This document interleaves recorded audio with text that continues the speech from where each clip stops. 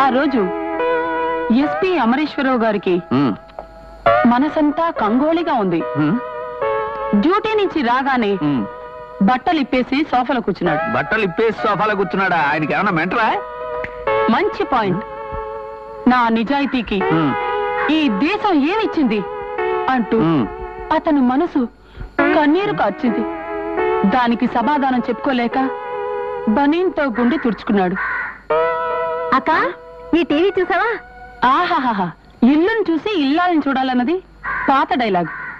దూరదర్శన్ చూసి ధర్మపత్ని చూడాలనేది నా డైలాగ్. ఎలా ఉంది? ఏడ్చినట్టుంది. ఇంట్లో భోషాణం లాంటి కలర్ టీవీ ఉంటే మళ్ళీ ఈ తద్దినాన్ని ఎందుకు తీసుకొచ్చావు? ఇదేం పెద్ద కాస్ట్లీ కాదులేండి. నేను ఖరీదు 3000. 3000 అంటే ఉత్తినే మలిచి నీ మూతి మీద మేసం అనుకున్నావురా? డబ్బులు కాదు, దొడ్లో చెట్లకు కాస్తున్నాయా? ఏమైనా నీకు దుబరా ఎక్కువైంది? ఆ మాట అనొద్దన్నాను. పెద్దవాళ్ళందరికీ దండాలు, చిన్న పిల్లలకి దీవెనలు. మంచి టైంకి వచ్చారు. ఈ టీవీ ఎలా ఉందో ఫ్రాంక్ గా చెప్పండి. దానికే ఉందండి, అద్భుతం. కొన్న వాళ్ళ టేస్ట్ అద్భుతం. టేస్ట్ సరే, దానికి కాస్ట్ కూడా గోబదిరిపోతోంది. కూర్చో, ఏమిటి విశేషాలు? పెద్దగా విశేషాలు ఏమీ లేవు గాని అన్నయ్య గారు, మీరు మిలిటరీలో పనిచేశారని తెలిసినప్పటి నుంచి మిమ్మల్ని ఒక్క క్వశ్చన్ అడగాలని చెప్పి నా మనసు ఊబిళ్ళోరిపోతుందండి. అడుగు. మనిషికి ఎన్ని కాళ్ళు ఉంటాయి? మిలిటరీ వాడికైనా మామూలు వాడికైనా మనిషి అన్న వాడికి 2 కాళ్ళు ఉంటాయి. అంతకంటే ఎక్కువ ఉంటాయని నేను నిరూపిస్తే? ఎలా నిరూపిస్తారండి? ఆయన పందెం కట్టమనండి, నిరూపిస్తాను. నాది 10 రూపాయలు పందెం. నా పందెం 10 రూపాయలు. నా పందెం 10 నా రూపాయలు. పందెం 10 రూపాయలు. అమ్మో, 40 రూపాయలే. కాదు, పందెం కాసి పారిపోదాం అనుకుంటున్నావా? పందెం పందెమే. దా సర్లేండి, మనమంతా సంసారపక్షమైన మనుషులు కదండి వదిన గారు. డబ్బుతో ఎందుకు కానీ సంసారపక్షమైన పందెం కాసుకోండి. అయితే చెప్పు. మీరు ఓడిపోతే వారం రోజుల పాటు డే అండ్ నైట్ మీరు వండుకున్న సాంబారు, పప్పు, కూరలు, చట్నీ అన్ని ఫ్రీగా నాకు పంపాలి.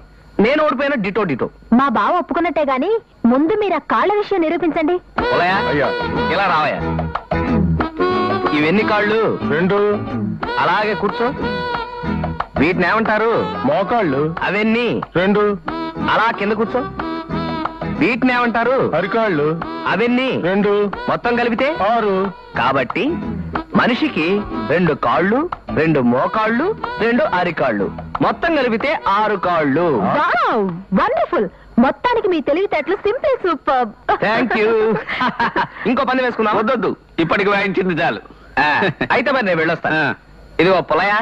అయ్యా, ఇవాళ నుంచి కూరలు, సాంబారు అన్నిటితో పాటు చట్నీలు కూడా చక్కగా రుచిగా ఉండేట్టు చూసే బాధ్యత నీది. అలాగే బాబు. వదిన గారు తప్పుకోండి. సెలవు. సాంబార్కి కూరలకి మన దగ్గర టెండర్ పెట్టేసినట్టే అన్నానికి కూడా ఎక్కడో టెండర్ పెట్టేసి ఉంటాడు. అందులో అనుమానం లేదు.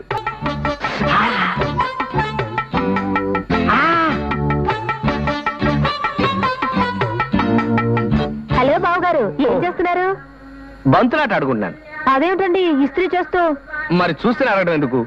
సరే, మీరు ఇలాగే చెంబిస్త్రీ చేసుకుంటారా? మా ఇంట్లో తపేళాలు లేవు. మ్మ్. భలేవరే, ఏదో బ్రహ్మచారిని, చిరుద్యోగిని, నెలాఖరు, విటమిన్ ఎంకి కొంచెం కష్టమయ్యి డబ్బు అవసరం అయితే నన్ను అడగలేకపోయారా? అది నా పాలసీకి విరుద్ధం. అప్పుగానేనండి. అమ్మో, అది అసలు విరుద్ధం. ఓ పని చేద్దామండి, ఓ చిన్న క్వశ్చన్ అడుగుతాను, దానికి మీరు సమాధానం చెప్పండి. మీరు ఓడిపోతే 50 రూపాయలు ఇచ్చేయండి. నేను ఓడిపోతే కరెక్ట్ గా రేపు జీతం రాగానే దాని గురించి మర్చిపోతా. అబ్బా వద్దు బాబు, మీరు వేసే ప్రశ్నలన్నీ తికమగ్గా ఉంటాయి. అదే చాలా సాదా సీదా సింపుల్. తాజ్ మహల్ కట్టింది ఎవరు? ఇదా మీ ప్రశ్న? ఇంకెంత కష్టమైన ప్రశ్న అడిగేస్తారో అనుకున్నాను. ఆయన అడిగే ప్రశ్నలో ఖచ్చితంగా ఏదో మడతపేచి ఉంటుందమ్మా. ఏ మడత పేచీలు ఉండవు. తాజ్ మహల్ కట్టింది షాజహానే. కాదు. అదిగో పెట్టారు మడతపేచి. భలేవాడివే. కావాలంటే వెళ్ళి హిస్టరీ బుక్ చూసుకోండి. ఇప్పుడు నేను చెప్పిన తర్వాత మీరు ఎలాగో వెళ్ళి హిస్టరీ బుక్ చూస్తారు. తాజ్ మహల్ కట్టింది తాపీ మేస్త్రీలు, కూలీలే. అదెలాగా? ఎలాగంటే నేను తాజ్ మహల్ కట్టిందెవరు అని అడిగాను గాని కట్టించింది ఎవరు అని అడిగానా? Wonderful, wonderful. 50 rupees please. Thank you. చల్లగా ఉంది. మొన్న సాంబార్కి కాయగూరలకి పెట్టే టెండర్ ఇప్పుడు 50 రూపాయలు పెట్టే టెండర్. నువ్వు నోరు మూసుకొని పాయసం క్యారియర్ ఆయనకి ఇవ్వు. సరే. ఏంటండి మీ ఇంట్లో పాయసం చేశారు ఇవాళ? కాదు, మీకు పాయసం అంటే ఇష్టమని స్పెషల్ గా చేయించాను. వస్తారండి. Thank you. ఆగండి ఆగండి, ఏమైంది?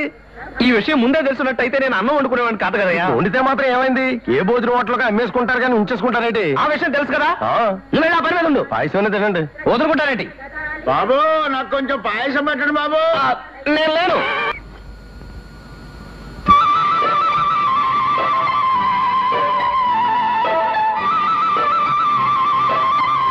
ఏంటి బావా, చేస్తున్నావు? ఓ పెద్దంతో బ్రాకెట్ నెంబర్ చూస్తున్నట్టున్నారు గెడ్లో. పుల్లయ్య, అయ్యా. నువ్వు దయచేసి నోర్మి. సూర్యరశ్మి కాంతితో ఈ పీచు వెలిగించడానికి ట్రై చేస్తున్నాను. వెలిగించి ఏం చేస్తా? పొయ్యి వెలిగిస్తాను. పొయ్యి వెలిగించడానికి ఈ తత్తంగా అంతా ఎందుకయ్యా? అగ్గిపెట్టి కొనుక్కుంటే పోలా? అగ్గిపెట్టి నా దగ్గర ఉందండి.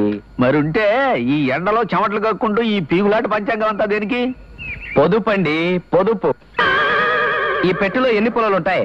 అది 50 ఉంటాయి, నాకు తెలుసు. రోజుకి ఎన్నిసార్లు పొయ్యి వెలిగిస్తాం మనం? 2. ఆ విధంగా వాడితే ఈ పెట్టె 25 రోజులు మాత్రమే వస్తుంది. అలా కాకుండా పగలపూట సూర్యరశ్మితో గనక పొయ్యి వెలిగించినట్టయితే రాత్రిపూట కేవలం ఒక్క పొల్లే ఉపయోగిస్తాం. తద్వారా ఈ పెట్టె 50 రోజులు వస్తుంది. పొదుపండి బాబు, పొదుపు.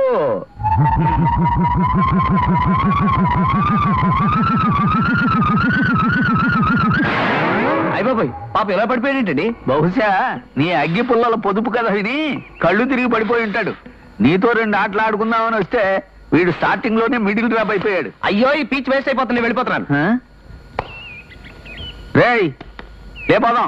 నేను లేవలేను. పోనీ భావన పిలవనా? ఎందుకు? అసలు పొయ్యే వెలిగించకుండా వంట ఎలా చేయాలో నేర్పుతాడు. అమ్మో బాబోయ్, తొందరగా పదండి. ఏమండి?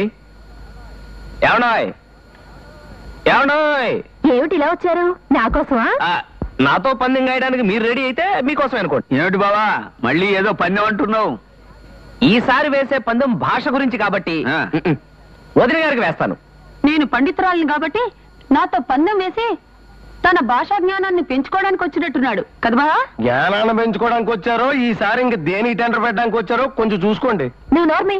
ఇంతకీ పందెం ఏమిటో చెప్పండి. పెద్ద పందెమేం కాదండి. మీ అక్కగారు ఓడిపోతే నెలకి 3 కేజీలు చొప్పున 3 నెలలు నాకు బియ్యం ఇవ్వాలి.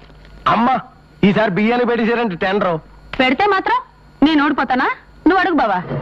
అలా అన్నారు, బాగుంది. పని మనిషి అనేది ఏ భాషకు సంబంధించిన పదం? ఇదే మీ ప్రశ్న? అంత తేలిగ్గా తీసిపారేకు, ఇందులో ఏదో ఫిట్టింగ్ ఉంటుంది. ఏ ఫిట్టింగ్ లేదండి. పని మనిషి అంటే తెలుగు మాట. అక్కడే పప్పులో కాలేశారు. పని మనిషి, పని అంటే తెలుగు మాట, మనీ అంటే డబ్బు ఇంగ్లీష్ మాట, షీ అంటే ఇంగ్లీష్ మాట.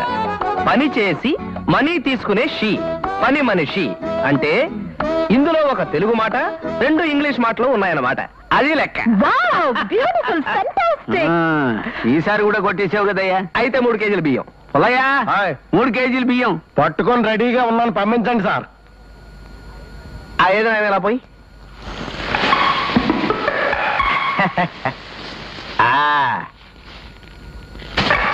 బేడీలు కొనుక్కో. చూసారా, అమ్మగారి తెలివితేటల మీద అతగారికి ఎంత నమ్మకం లేకపోతే సంచితో పాటు తయారైపోతాడు. బావ చూడటానికి దొంగ కోళ్ళలో ఉన్నా తెలివితేటలు ఘనంగానే ఉన్నాయి. పొరపాటున పాలిటిక్స్ లో చేరితే ప్రైమ్ మినిస్టర్ అయిపోతాడు. బిజినెస్ లైన్ లో గెడితే బిర్లాలని మించిపోతాడు, అనుమానం లేదు. మీ బావగారిని చూస్తే నాకు చాలా జాలిగా ఉందండి. మీరు చెప్పినా మీ అక్కగారు వినరా? నేనే కాదు, సాక్షాత్తు సరస్వతీదేవి బ్రహ్మదేవుడితో కలిసొచ్చి చెప్పినా సరే వెందు. Ice fruit. మీకు ఐస్ ఫ్రూట్ అంటే ఇష్టమేనా? చాలా ఇష్టం, తీసుకుంటాను. ఉండండి ఉండండి.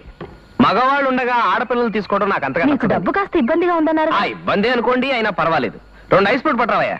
మనం 10 రూపాయల లెవెల్కి ఏదైనా చిన్న పందెం వేసుకున్నాం. ఏమిటి? ఇప్పుడు ఆలస్యం చేస్తే కరిగిపోయేది, తర్వాత మిగిలిపోయేది ఏమిటి? వయసు కాదు, ఐస్. తర్వాత మిగిలిపోయేది మధ్యలో పుల్ల. మీ సమయస్ఫూర్తికి నిజంగా. తర్వాత మెచ్చుకుందరు గాని ముందు ఆ 10 రూపాయలు వరకు ఇచ్చేయండి.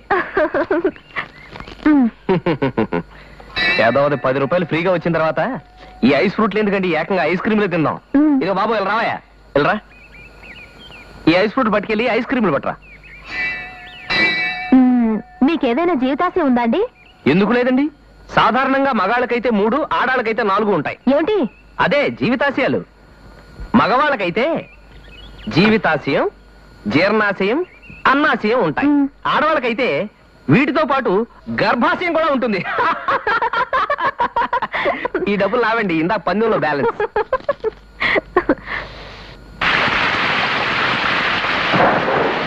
అబ్బా, ఈ వర్షంలో ఈయన ఏ అవసరం పడుతున్నారో పాపం. చిట్టపట్ట చిన్నుకుళ్ళు పడుతూ ఉంటే, చిట్టపట్ట చిన్నుకుళ్ళు పడుతూ ఉంటే చిటపట చిన్నుకులు పడుతూ ఉంటే చెలికాడే చిచి చెలికత్తే సరసన ఉంటే చెలికత్తే సరసన ఉంటే. ఏమిటండి వర్షంలో తడుస్తున్నారు? వర్షంలో తడు బ్రహ్మాండంగా స్నానం చేస్తా ఉంటే. ఏమిటి వర్షం నీళ్ళతోనా? ఏ వర్షం నీళ్లు కదా, ఆ నీళ్లతో పంటలు పండగలేంది, అవి మనం తిరగాలేంది, వాటితో స్నానం చేస్తే తప్పొచ్చిందా? నీళ్ళలో ఎక్కువసేపు తడిస్తే జలుబు చేయదు? ఏమండి, చేప పుట్టిన దగ్గర నుంచి చచ్చే వరకు నీళ్ళలోనే ఉంటుంది, దానికి జలుబు చేస్తుందా? మన బాడీ అంతే, ఫిష్ బాడీ. అబ్బా తమాషా కబుర్లు తర్వాత, ముందు మీరు గొడవలోకి రండి. మ్మ్. ఆవ్!